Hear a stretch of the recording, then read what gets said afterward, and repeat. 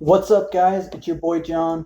Haven't posted a video in a while. Reason why is because I'm very devastated about some news. But before we get into that, I do want to mention we got a very exciting video. We got Amanda here, also part of Escaping Polygamy. She's from the same group I'm from, the Order. Got very interesting views. We're going to learn a little bit more about her throughout this video.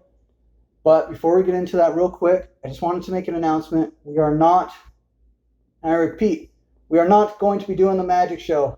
I know you guys are disappointed, but that sucks. COVID-19. All right. That's what happens, 2020. Can you say COVID-19 on YouTube? You can, but I don't know if you can monetize it. I don't got monetization anyway. That doesn't even YouTube. Guys, watch this video till the end. Get me monetized. Seriously, let's get these clips rolling on repeat. Let's come on. Gives me motivation to keep going.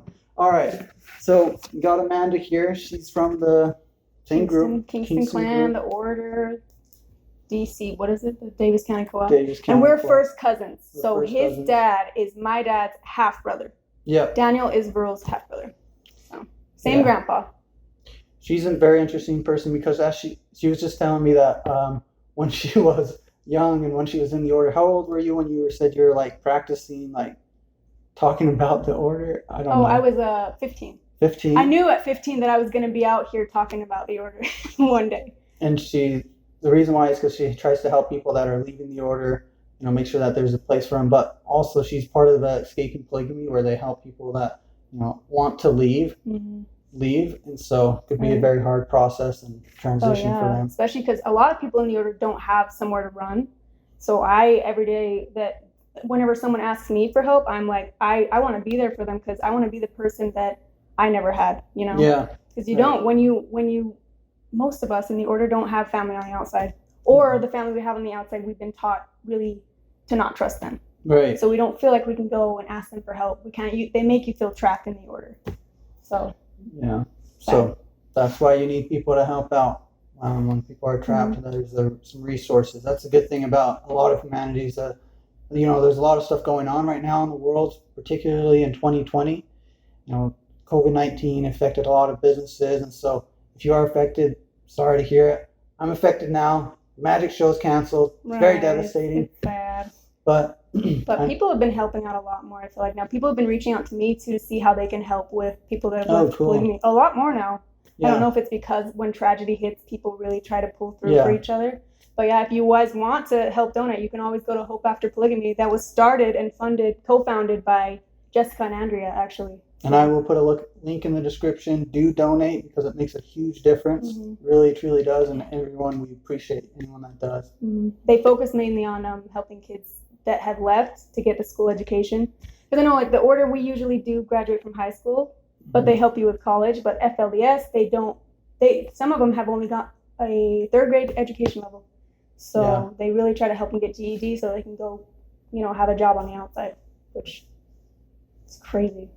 Yeah, and it's tough because you don't think about it a whole lot, but a lot of people, people do what they're trained to do. So when you have a third grade education level and you're expected to provide for yourself and for other people, maybe if you have kids, it's very hard to do if you weren't trained and properly educated to do that. So anything that is donated is very much appreciated. But now let's dig in the video. We went on a little bit of a rant, but very exciting guest. We got Amanda Ray here. I'm going to link it in the description, the YouTube, and what else do you have? I have a YouTube, Instagram. Those are my main ones. I get on Twitter sometimes, but do you have Twitter? I don't really go on Twitter now. I don't know if anyone does. But yeah, YouTube, Instagram, follow me. Cool. And then, so tell us about yourself. You left the Order. When did you leave? So I left just a month before I was 18. Okay. I had ran away like a few times, and the police were sending me back home. Like I kept getting sent back home. So, but my dad knew that I wanted to leave. So I told him when I'm 18, I'm getting out of here because I couldn't live that lifestyle. I didn't want my future generations to have to go through what I had to go through.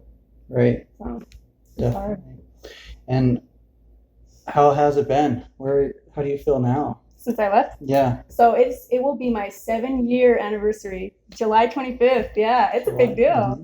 And I Man, the beginning when I left was hard. It was so hard. I remember on my 18th birthday was my first birthday I spent on the outside, and I Mhm. thought that my mom was gonna come and see me at my birthday party with all my siblings, Mhm. and instead she showed up with a photo album of all of my siblings, and she gave me a hug and she said, "You're not gonna see your siblings again unless you come back to the order." Mm. And I remember going home and bawling in my closet, Yeah. and because I just didn't expect that. I really thought that maybe everyone thinks that their family would be different, but I really thought that my family would not do that to me. Right. So that was like one of the hardest things to go through. But eventually she was like, I can't cut you off. Like they want me to cut you off, and I can't do that. That's So I'm good. telling you, the beginning when I left sucked really Yeah. bad, but it was all worth it because now here I am in the life that I have, and I would never go back. Yeah. I would never trade it for anything. Like, can you imagine, like, if you were in the order still at this time, where you would be versus now? Yeah, I don't. Yeah, it's crazy to think about. Now, married for a while, you have an awesome husband, Eric Peterson. Super awesome guy. We like chicken wings and They like just to ate hang chicken out. wings together. Yeah, we just ate chicken wings. We actually have him in the back, so I just want He's right there. to get his reaction there. Hi guys. Yeah. But yes. Yeah, if I never left, we would not have been able to be together. Yeah, They did not want us to be together. They had someone else in mind for me to marry, and they wanted. So I think at the time they wanted me to marry him. I was 16. So if I would have been a good order member, I would have gotten married at 16. Would have had a buttload of kids. Would have had sister wives. You know, probably been on food stamps. I can't even imagine. And now you're really trapped. Yeah, you get so trapped. That's how they get you. They get you before you're even a legal adult to make your own choices.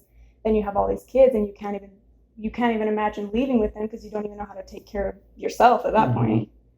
So it's sad because I look at my friends that are in the group and where they're at, and I always remember back to, I actually just saw my friend the other day because I just ran into her. You probably know her. I probably can't say who she is, but she's related to both of us. And way back, I remember when I was 15, she told me when she was engaged, she didn't want to marry the guy that they were trying to get her to marry.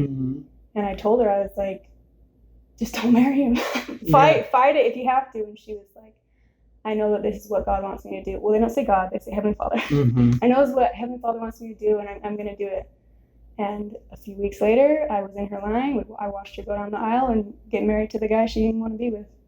And so then I saw her, ran into her the other day, and I was like, wow, like she's got kids with this guy. She has sister wives with him, and this is her life now. Wow. It sucks. Like, seeing that makes me feel so bad for them, but it makes me so grateful that I took that step to just get out, even though it was hard. I had to fight, which is so different than you. You didn't have to fight. You're just like, what? You're kicking me out. Yeah. So different. It worked out okay. Cool. And now we are just taking the world by storm. That's true, right? I'm just kidding. It's so weird. It's weird because I didn't know you that well in the group, but I feel like we've definitely gotten closer since you've left. Yeah, we have. It's been awesome. It's been awesome having you and Eric. And Eric loves you. He's like, when are we going to go to see Joe? I don't know. I'm glad I went to public school, though, because I think that's what made me start to question a lot of things. Did you start liking people? Having crushes? Yeah. On outsiders? I had a crush on one guy, and the funny thing is he has the same name as Eric. His name was Eric.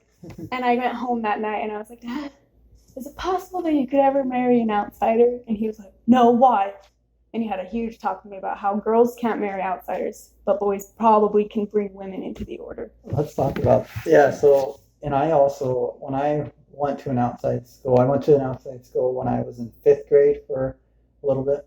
And then I also went to an outside school when I was in 8th grade. Why did they allow that? Did you live too far from the when I was in 5th school? grade, yeah. So I went to Washakie because they were teaching me a lesson. So I went to Washakie and then went to the outside school then. I didn't have any crushes. I didn't have any crushes at that time. But when I was in 8th grade, I was in 8th grade and I had crushes on a girl, and so I was like, I begged my mom. I was like, get me in the order school, because I was trying to fight the crush. Your crush? Oh, really? Yeah, I was trying to be like, I shouldn't be having these feelings. Oh, you felt so guilty. Oh yeah, they do though. They make you feel guilty for liking people that God doesn't want you to marry. Yeah. Right? So I was just like, wait, what is going on? So I wanted to be back in the order where I can follow the rules. Wow. This was 8th grade, so you were like 14 at the time? Mhm. Wow, that's crazy. So But that's like a good experience though to go to public school because you can kind of see what normal is like. I didn't yeah, know what a lot of things were. They told me to lie and say that I was Christian. So people yeah, would be like, and at first they didn't tell me. So first there were people like, "Are you Mormon?" And I was like, "Yeah." And then they would be like, "What stake are you in?" And I was like, "I like steak." Like yeah. I didn't know what it was. And so I went home and I was like, "Mom, what's Mormonism? I don't even know." And she's like, "When anyone asks what your religion is, you just tell them you're Christian. Just tell them Mhm. you're Christian." And I was like, "Okay, okay. I'm Christian. I'm Christian." Mhm. And so, but people kind of started to catch on that I was a weird polygamist because Mhm. I went to seminary Uh-huh. and I knew more about Joseph Smith than anyone else in the class. Right. And so the teacher was like, "Okay, so you're not Mormon?" I was like, "No, I'm Christian." They're like, "So you're Christian and you know a lot about Joseph Smith and polygamy specifically is what you keep asking about." Yeah. So he knew when I left the school actually that because my parents like made me move away, and they actually put me into a Penn Foster. You went to Penn Foster too. Mhm. But the seminary teacher gave me a big hug, and I think it's because he knew he's like this girl's traumatized. But yeah, they made me go to homeschool after that, especially because I was starting to like boys, and they didn't want that for me, so they pulled me out. Mhm. Made me pay thousands of dollars for Penn Foster, and I didn't learn anything. I literally Mhm. feel like I didn't learn I didn't anything learn from Penn anything Foster. either. No. I had to reteach myself stuff when I went to college. Yeah.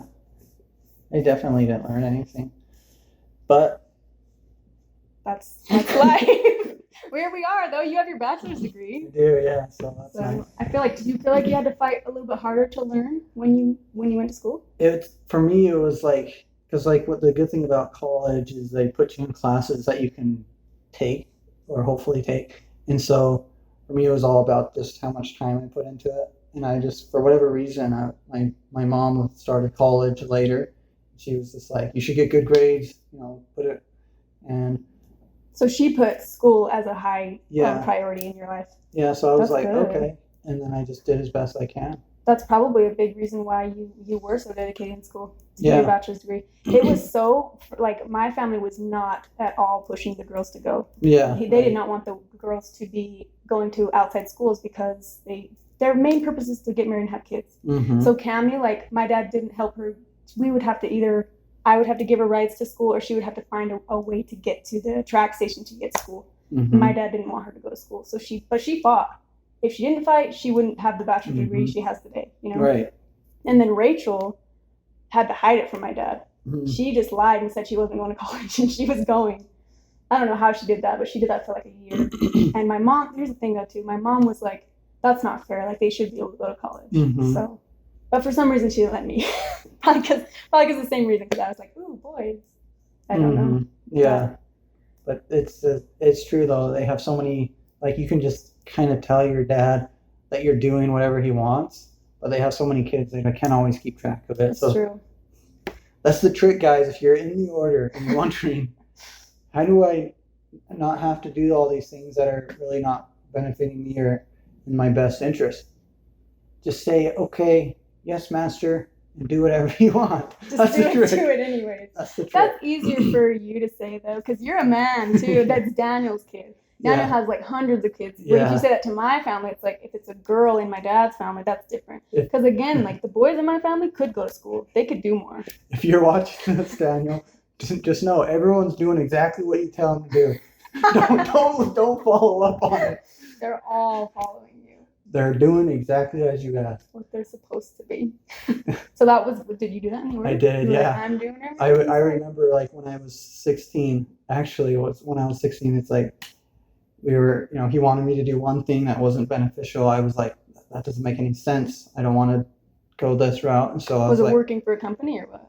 It was just taking all these classes to become certified to work in a metal shop. But I already worked in a metal shop. I didn't need all these extra classes to do stuff I already knew.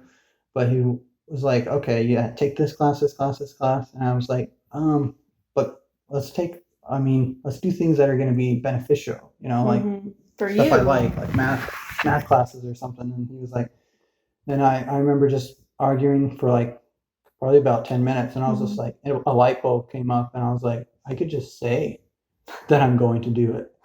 And he's not Because gonna he follow just up. wanted you to do something that was going to benefit him, not for you, right? Yeah, so I was just like, okay, you got it.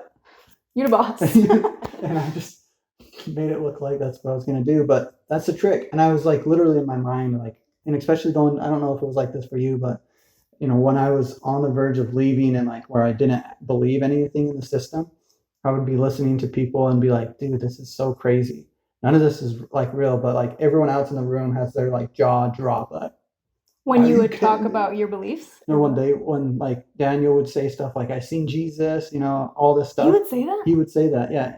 In like a family meeting, he would just be like, I remember I seen Jesus when I was this old. Jesus told me this, that all this stuff, and I'm just like, no, you didn't, bro. I never knew that. Yeah. And to picture someone like Daniel, of all people, Daniel seeing Jesus, like. So, but everyone else in the room just like, you seen Jesus? And they That's believe. amazing. I was just like, Wow. no, you didn't, dude. I know for a fact you didn't see Jesus. Did you ever fight with him about it, or were you No, like, okay, I was just like, he's this is gone. so dumb. I was just like, but there Why? was one person in the room, one of my brothers, I won't say who also, we would just look at each other and be like, what the heck? What do you think made you guys different, though? I have no idea. I was just like, am I the only sane person? This is so weird. That's what I had so many times where I was like, am I crazy? Why do Yeah. I feel crazy when everyone else just believes everything and I'm the crazy one for not believing? Yeah, exactly. And so that's good that you questioned, though. I think, in my opinion, I think there are two types of people. There are people that are okay with being a follower, and people that want to be the leader of their own life and they can't follow. They have to pave their own way. And that's why I think there are less people that are more confident in themselves that can pave their own life. Mhm. That's why so many people stay, because they kind of trust someone. They don't trust themselves enough with their life. They would rather put it in someone else's hands. Yeah. And so for me, I couldn't do that. I was like, what if they're wrong, though? And then I'm Right. just trusting this person that has been wrong this whole time. Yeah, another thing is like they say if you do something that one of the leaders tells you to The one do, above another law, right? and it's wrong, it's not on you, it's on them. Right. And it's like, no, if I jump off a cliff and my legs are broken, that's on me. My legs are the ones that are broken. Even if the leader tells you to do Yeah. it, right? I still have broken legs. I was like, that's stupid. I can't tell you how many times I've gotten in a fight with someone because they said that. They're like, I would be like, what if you marry them and they're the wrong person for you? And they're like, well, then that's not my fault because I was following the law of one above another. So I'll still get the blessings. And I'm like, that doesn't make any sense. Yeah. You're still the one that has to deal with the douche. Okay? Yeah, At the end of the day, you're the one that has to deal with all the consequences. The one above another's not dealing with it. You are, and it's your life. So, anyways, just kind of turned into a rant about. I like it though. You got to think it for yourself, but Amanda's really awesome. We like having her.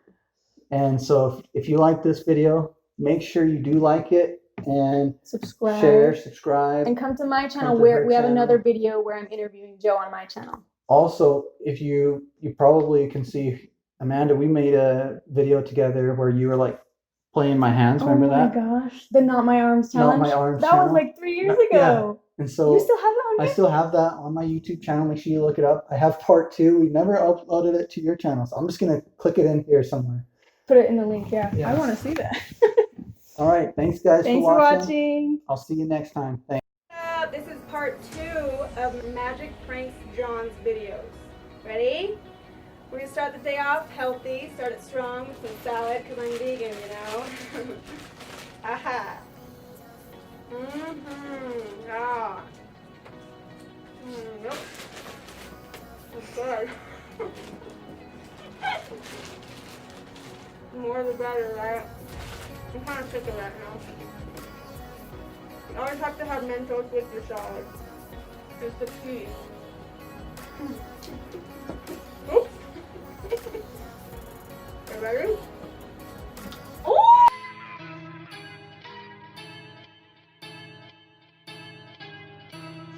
I am the one, the way your son don't need a gun to get respect up on the street. Oh, yeah! I don't usually get it on the first try. You know, probably not gonna get it again. Oh, close. One more. Oh, never mind. That's right with Smarties. I love me some Smarties. I can get it open. Just rip that sucker. Whoa. Oh, yeah.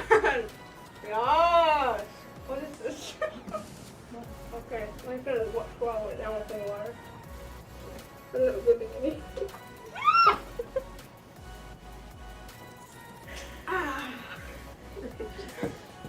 Okay, I think I'm ready for some makeup. Oh, we start with the lipstick. Sometimes I like to have a red nose for Christmas for red Rudolph the Red-Nosed Reindeer. Excited. Yes. A little bit of foundation. Cover up those lips. Dry off my watery face. Yes. And now some perfume. Yes. Ready to go. I'm all dirty now. Hey guys, if you haven't already seen part 1 of this, go to Magic Paint John's channel. Thanks guys, see ya.